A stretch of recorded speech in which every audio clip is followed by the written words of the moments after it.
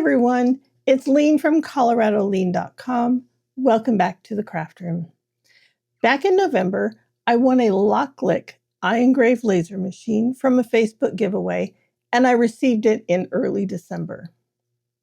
Here's the deal. I filmed a full unboxing video, and then I promptly lost the footage because apparently you can't trust me with technology. Now, the good news is I did find one clip showing what all came in the box, so I'll show you that. And then I'll walk you through my first engraving tests. So without further ado, let's roll that footage. In the box, along with our LOKLik iEngrave frame, we have a few items that I want to go through.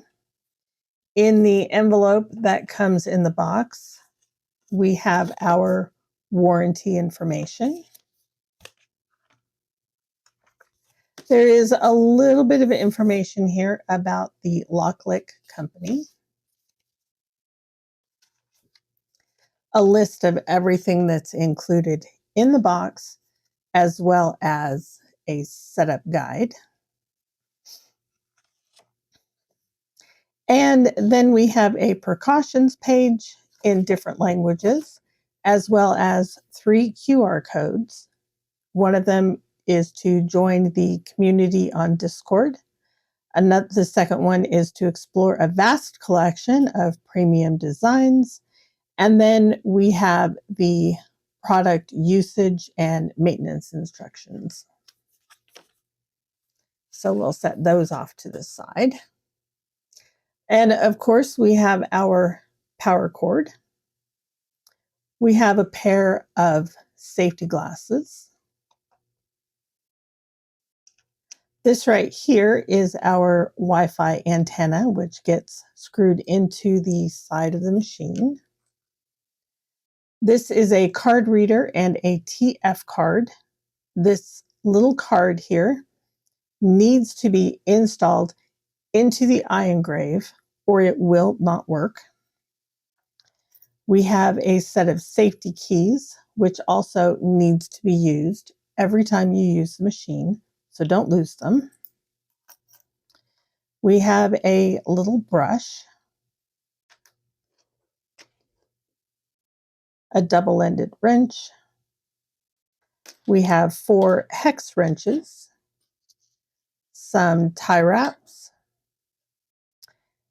a USB cable, and I believe you need to use this if you're going to be using the Lightburn software with a laptop or a desktop computer.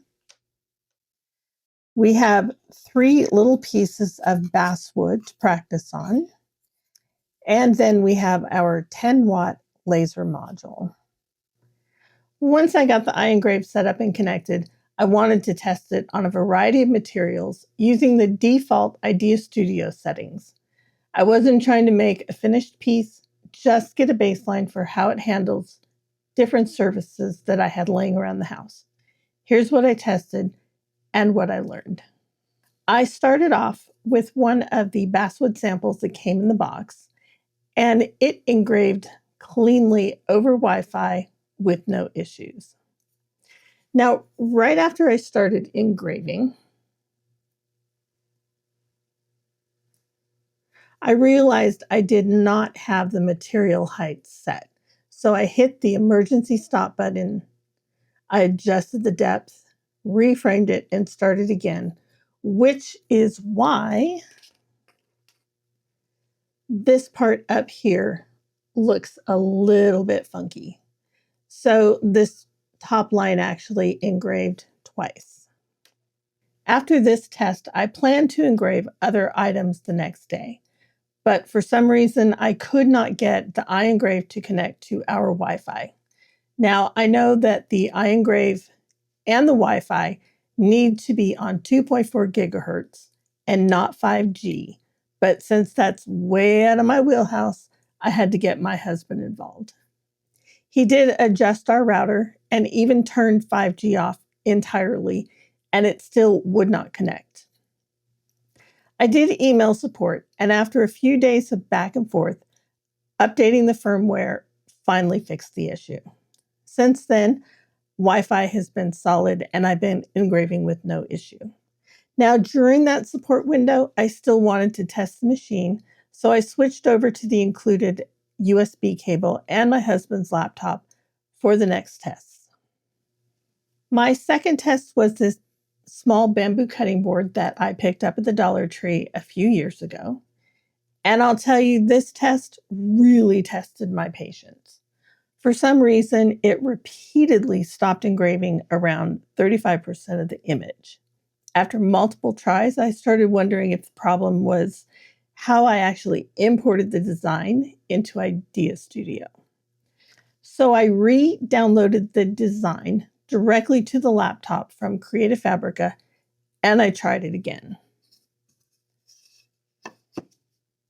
This time, the design fully engraved, but inside this banner, it's supposed to say few have. After opening the file in Affinity Designer, I realized I need to edit that SVG to get the detail to show. So I set this project aside for another time because I really love this design. Now, one thing to note, because bamboo has natural color variations, the engraving looks darker in some areas than in others, which really shows up here in the banner. That's a good thing to remember if you're going to be engraving larger bamboo boards. My next test was this Basswood round that I received from my sister, and I found this adorable reindeer image on Creative Fabrica. As you can see, it engraved beautifully. Now it is off-center, and that takes a little bit more practice to get used to framing this properly. But for a test, I still love how this one turned out. Now, because this one turned out so well, I decided to turn it over and do another engraving on the back. Again, beautiful results. Now, there is more charring on here, and that's probably due to the larger engraving surface. Now, I haven't cleaned this yet, but a quick sanding should remove most of that. Next, I wanted to try it on some of the leather that we have around the house. This is a thin piece of leather that we pulled off of an old chair, and I honestly wasn't sure how this would work. Now, at first, it didn't look promising, but after I wiped it down with a dry paper towel, the engraving really popped out nicely. Let me hold that a little bit closer for you so you can see that. Yeah, and that just turned out so pretty.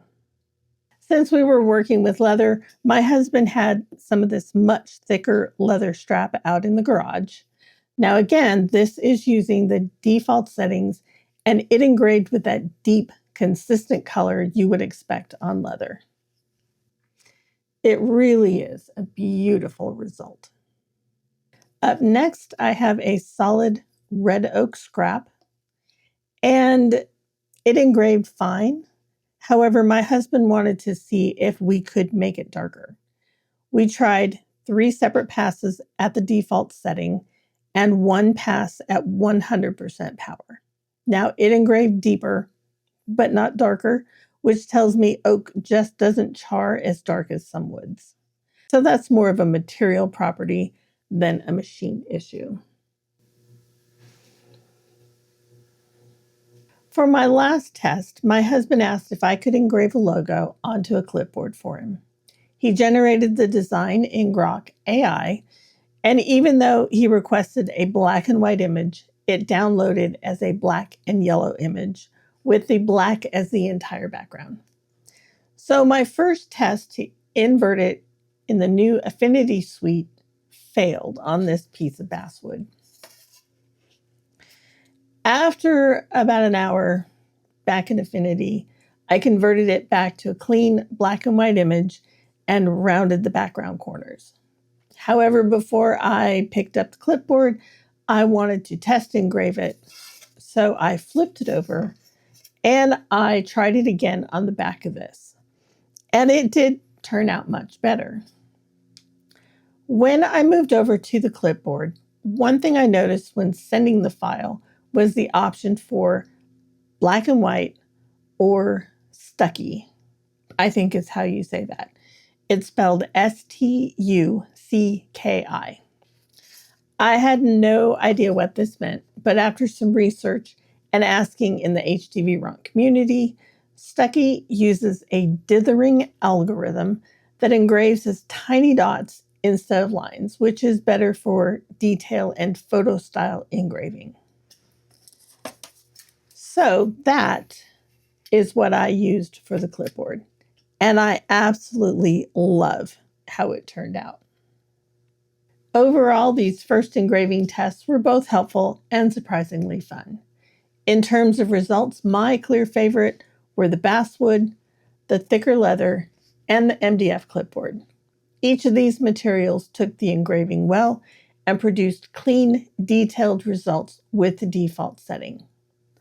One final note worth mentioning is the smell factor.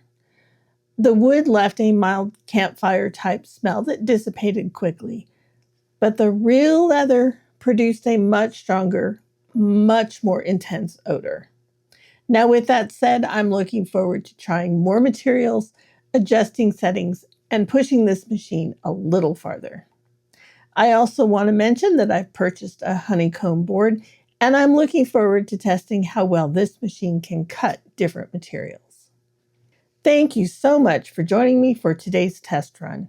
If you found this video helpful, give it a like, and consider subscribing if you haven't already so you don't miss the next round of tests.